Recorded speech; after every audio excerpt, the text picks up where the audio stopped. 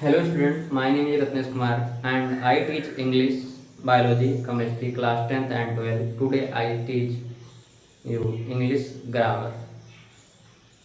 जी हाँ दोस्तों, मैं आज आप लोगों को इंग्लिश ग्रामर पढ़ाने चल रहा हूँ जो क्लास 6 से लेकर 12 तक सभी बच्चों के लिए जरूरी है।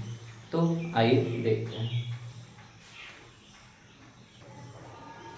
जी हाँ बच्चों, आप बोर्ड पे देख सकते हैं टेंस। टेंस की हिंदी होती है काल। समय को ही काल कहा जाता है। देखते हैं, टेंस आर 3 टाइप्स।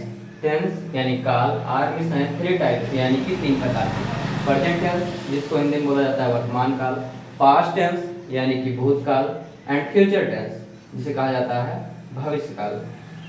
तो सबसे पहला हमारा जो टेंस होता है वो प्रेजेंट टेंस, दूसरा पास्ट टेंस, तीसरा फ्यूचर टेंस। और ये सभी के चार चार भेद होते हैं, यानी कुल मिला के कितने हो गए 12।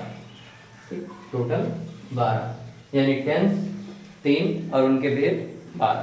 टेंस 3 और उनके भेद 12। फिर आते हैं, सबसे पहला टेंस कौन सा है? प्रेजेंट टेंस, जिसे हमने कहा कहते हैं हम लोग वर्तमान काल। तो प्रेजेंट टेंस सबसे पहला, इसलिए इसके बारे में बात करेंगे। प्रेजेंट टेंस यानी वर्तमान काल। तो present tense are 4 types. Present tense यानी कि वर्तमान काल आर में है 4 टाइप्स, 4 प्रकार के। प्रेजेंट टेंस 4 प्रकार के होते हैं। Number 1 present indefinite tense, present indefinite tense. दूसरा होता है प्रेजेंट कंटीन्यूअस टेंस, और तीसरा प्रेजेंट परफेक्ट टेंस, और चौथा जो होता है प्रेजेंट परफेक्ट कंटीन्यूअस टेंस। फिर से देखिए, number 1 present indefinite tense, present continuous tense, present perfect tense and present perfect continuous tense. तो ये हैं आपके प्रेजेंट टेंस के टोटल भेद। जी हाँ बच्चों, सबसे पहला टेंस है हमारा प्रेजेंट इंडेफिनिट टेंस, और इसकी पहचान जो होती है वह होती है कि हिंदी वाक्यों के अंत में ता है, ती है, ते हैं। हिंदी वाक्यों के अंत में ता है, ती है, ते हैं आदि शब्द आते हैं, उसे प्रेजेंट इंडेफिनिट टेंस कहा जाता है। सबसे पहला जो सेंटेंस आता है वो होता है अफर्मेटिव सेंटेंस। अफर्मेटिव सेंटेंस का रूल फर्स्ट हम देखेंगे तो ही सी नेम तथा एक वचनकर्ता के साथ क्रिया के फर्स्ट फॉर्म का प्रयोग करते हैं और क्रिया के फर्स्ट फॉर्म में यस या ईएस लगाते हैं। ही सी इट नेम तथा एक वचनकर्ता के साथ क्रिया के फर्स्ट फॉर्म का प्रयोग करते हैं और क्रिया के फर्स्ट फॉर्म में यस या ईएस लगाते हैं। अब यस या ईएस लगाते हैं वो भी एक वचन के साथ, तो इसमें हम ये देखेंगे कि यस कहाँ लगता है और ईएस कहाँ लगता है, और यही सबसे बड़ी गलती होती है बच्चों की जो यहाँ पे ध्यान नहीं देते हैं। देखिए नोट में इसलिए हमने लिखा है वॉवेल, जहां भी वॉवेल आए। वॉवेल कितने होते हैं? 5, ए ई आई ओ यू। ये 5 अक्षर यदि क्रिया के लास्ट में आ रहे हैं, वर्ब की लास्ट में यदि ये 5 अक्षर आ रहे हैं तो उसमें हम क्या जोड़ेंगे? ईएस। और यदि कॉन्सोनेंट आ रहे हैं यानी कि इन 5 अक्षर को छोड़ के कोई अदर शब्द आ रहे हैं, जैसे बी हो गया, सी हो गया, डी हो गया, एफ जी, ये सभी वर्ड अगर आ रहे हैं वर्ब की लास्ट में यानी क्रिया की लास्ट में, तो हम यस जोड़ेंगे। फार्मूला देखते हैं भैया, ये शांति व्यवस्था बनाए रखें। देखिए फार्मूला, सब्जेक्ट प्लस वर्ब की फर्स्ट फॉर्म प्लस यस या es plus object plus other word, ये है हमारा फार्मूला यानी स्ट्रक्चर जिसे बोला जाता है, और इसी पे हम अपना जो सेंटेंस है उसे सॉल्व करते हैं। देखिए राम घर जाता है, सब्जेक्ट ऑब्जेक्ट वर्ब बहुत सारे बच्चों को भी ढूंढना नहीं आता होगा, केवल आसान भाषा में हम बता रहे हैं जिससे आप इसे ढूंढ सकते हैं।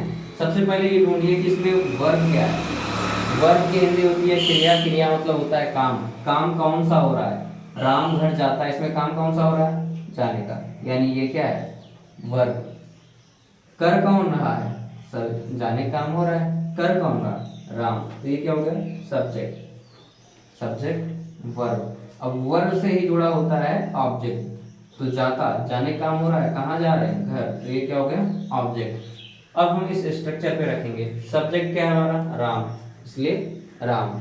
फिर वर्ब की फर्स्ट फॉर्म, वर्ब क्या है? जाता। जाता की इंग्लिश क्या होती है? गो। ठीक, सेकंड फॉर्म पे, थर्ड फॉर्म गो, तो हमें लिखनी है फर्स्ट फॉर्म, तो गो। अब लास्ट में देखिए गो का जो लास्ट अक्षर है वो क्या है? वॉवेल है, इसलिए हमने क्या जोड़ा? Es, goes. कहाँ जा रहे हैं? होम, तो इसलिए टू होम। टू का प्रयोग जहाँ जहाँ गो का प्रयोग होगा, यानी टू कंजक्शन है, ये दोनों शब्दों को जोड़ता है। जहाँ जहाँ गो का प्रयोग होगा वहाँ टू का प्रयोग होता ही है। फिर अगले देखेंगे, फिर से वही चीज अपनाएंगे। सब्जेक्ट क्या है, काम कौन सा हो रहा है, पढ़ने का, तो ये क्या हो गया, वर्ब। कर कौन रहा है, पढ़ने का काम कौन कर रहा है, वह, तो ये क्या हो गया, सब्जेक्ट। ठीक है, अब पढ़ता जो है क्या पढ़ रहा है, यानी जो ये पढ़ने काम हो रहा है, पढ़ क्या रहे हैं, पुस्तक, तो ये क्या हो गया, ऑब्जेक्ट। अब देखेंगे हम, सबसे पहले सब्जेक्ट लिखना है, पढ़ता है मतलब लड़का है, ठीक, तो वह के लिए क्या प्रयोग की, ही। फिर वर्ब की फर्स्ट फॉर्म, पढ़ता क्या होता है, रीड, लास्ट अक्षर रीड का क्या है, डी, तो रीड, तो इसमें हमने क्या जोड़ा, यस, क्योंकि लास्ट अक्षर डी है और डी हमारा वावल नहीं है, वो कॉन्सोनेंट है, कॉन्सोनेंट के साथ क्या लगेगा, यस, इसलिए रीड्स, क्या पढ़ा था पुस्तक, द बुक।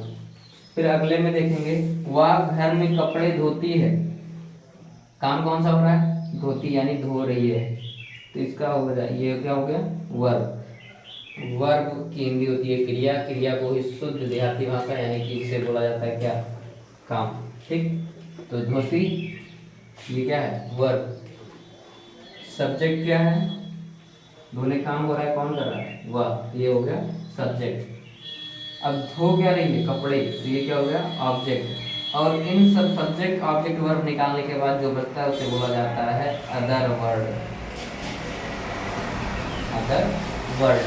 अब देखेंगे, सबसे पहले हमें क्या लिखना है, सब्जेक्ट, सब्जेक्ट क्या है, वह का क्या हुआ है, सी।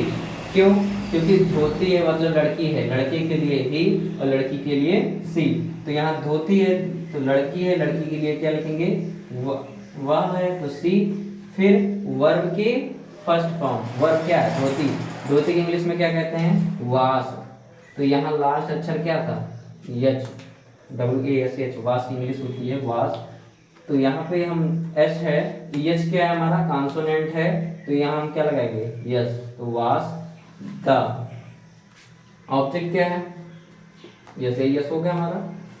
अब क्या लिखना है, ऑब्जेक्ट, ऑब्जेक्ट क्या है, क्लॉथ, द क्लॉथ। बचा क्या, अदर वर्ड, अदर वर्ड है भैया इसमें, है, घर में, तो इन द होम। इन सब में अदर वर्ड नहीं था, सब्जेक्ट था, वर्ब था, ऑब्जेक्ट था, लेकिन अदर वर्ड नहीं था। इसमें भी सब्जेक्ट था, वर्ब था, ऑब्जेक्ट था, अदर वर्ड नहीं था, लेकिन इसमें अदर वर्ड है, subject verb object. Subject object verb को छोड़कर जब कोई चीज बचती है तो उसे क्या कहेंगे, अदर वर्ड। लेकिन वह ना तो नहीं हो, ना तो कब क्यों कैसे प्रश्नवाचक शब्द ना हो, क्योंकि हम पढ़ क्या रहे हैं, अफर्मेटिव सेंटेंस। अफर्मेटिव की जो हिंदी होती है वो होती है सकारात्मक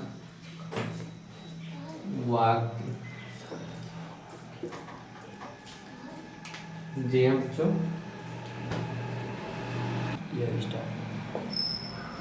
जी हाँ बच्चों, अब हम अफर्मेटिव सेंटेंस का रूल 2 पढ़ने चल रहे हैं। रूल 2 अफर्मेटिव सेंटेंस का ये होता है कि आई वी यू दे तथा बहुवचनकर्ता के साथ वर्ब की फर्स्ट फॉर्म का प्रयोग करते हैं और यस या यस नहीं लगाते हैं। रूल फर्स्ट में यस या यस लगेगा और रूल 2 में एस या यस नहीं लगेगा, ये चीज का ध्यान रखना। आई वी यू दे तथा बहुवचनकर्ता, आई वी यू दे तथा बहुवचनकर्ता के साथ वर्ब की फर्स्ट फॉर्म का प्रयोग करेंगे, लेकिन यस या यस नहीं लगाएंगे। फार्मूला होता है सब्जेक्ट प्लस वर्ब की first form plus object plus other word, इसमें यस या यस नहीं आएगा क्योंकि ये क्या है, रूल 2। फिर इसमें एग्जांपल देखते हैं, हम अपने पिता के साथ वहां जाते हैं। सब्जेक्ट क्या हो गया, काम कौन कर रहे हैं, हम, जाने का काम हो रहा है, ये क्या हो गया, वर्ब। कहाँ जा रहे हैं, वहां। ठीक, सब्जेक्ट ऑब्जेक्ट वर्ब, इनको छोड़कर जितने बचते हैं ये सब क्या है, अदर वर्ड, OW यानी अदर वर्ड। अब इसको हम देखते हैं ट्रांसलेट। हम का क्या हो जाएगा, सबसे पहले लिखना सब्जेक्ट, सब्जेक्ट क्या है, हम, हमको हो गया बी। फिर लिखना है क्रिया की फर्स्ट फॉर्म जाते क्या होता है, गो। लास्ट में ओ आया, हमने क्या बताया, यस या यस इसमें नहीं लगेगा, तो गो ही रहने देंगे। कहाँ जा रहे हैं, वहां, to there, we go to there. Subject हो गया, वर्ब हो गया, ऑब्जेक्ट लिख दिए, बचा क्या, अदर वर्ड। अदर वर्ड क्या है, अपने पिता के साथ, तो अपने के लिए हम हैं तो क्या लगेगा, पहली बात तो साथ का लिखेंगे विथ विथ अपने का हो जाएगा वी के अनुसार आवर, और पिताजी का father. We go to there with our father. फिर अगला देखेंगे तुम अपना काम करते हो। तुम अपना काम करते हो, तुम का हो जाएगा सब्जेक्ट, यही है तुम, करना क्या हो रहा है, करते, ये हो गया वर्ब, क्या कर रहे हैं, काम, अपना काम, ये यहाँ से यहाँ तक का है भैया, अपना काम ये यहाँ से यहाँ तक का ऑब्जेक्ट है, ठीक है, कि अपना काम कर रहे हैं। इसके अलावा तुम वहाँ अपना काम करते हो अगर होता तो वहाँ जो होता वो अदर वर्ड होता, लेकिन यहाँ पे अपना काम जो है वो क्या है, ऑब्जेक्ट है। तुम क्या है, अंग्रेजी हो जाएगी यू, फिर करते क्या होता है, डू। अब यहाँ पे लास्ट में को आया है लेकिन ये सीरियस नहीं लगाना है, ठीक। तो यू डू, फिर अपना काम सब्जेक्ट हो गया, वर्ब हो गया, फिर ऑब्जेक्ट लिखना है अपना काम, अपना का क्या होगा, यू के अनुसार क्या हो जाएगा, यू डू योर वर्क। फिर अगला देखेंगे बच्चे मैदान में क्रिकेट खेलते हैं। बच्चे मैदान में क्रिकेट खेलते हैं, तो बच्चे सब्जेक्ट क्या है, बच्चे काम कौन सा कर रहे हैं, खेलने का, कहाँ खेल रहे हैं, तो क्या खेल रहे हैं, क्रिकेट। और जो ये बच गया ये क्या हो गया, अदर वर्ड, ठीक। तो बच्चे, बच्चे का क्या हो जाएगा, द चिल्ड्रन। फिर क्या लिखेंगे हम, वर्ब के फर्स्ट फॉर्म, खेलना क्या होता है, प्ले, क्या खेल रहे हैं, द क्रिकेट। कहाँ भैया, फिर अदर वर्ड क्या है, मैदान में, तो इन द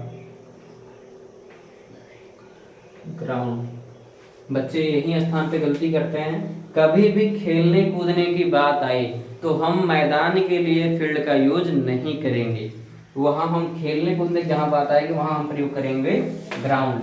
देखिए बच्चे था, सब्जेक्ट था द चिल्ड्रन, सब्जेक्ट के बाद क्या लिखा जाता है, वर्ब की फर्स्ट फॉर्म, वर्ब क्या है, खेलते, खेलते क्या हो गया, प्ले, क्या खेल रहे थे, क्रिकेट ना भैया, ऑब्जेक्ट क्या है हमारा, क्रिकेट, तो द क्रिकेट। फिर बचता क्या है, ऑब्जेक्ट तक हो गया था, अदर वर्ड क्या है हमारा, मैदान में, तो इन द ग्राउंड, यही है हमारा अदर वर्ड।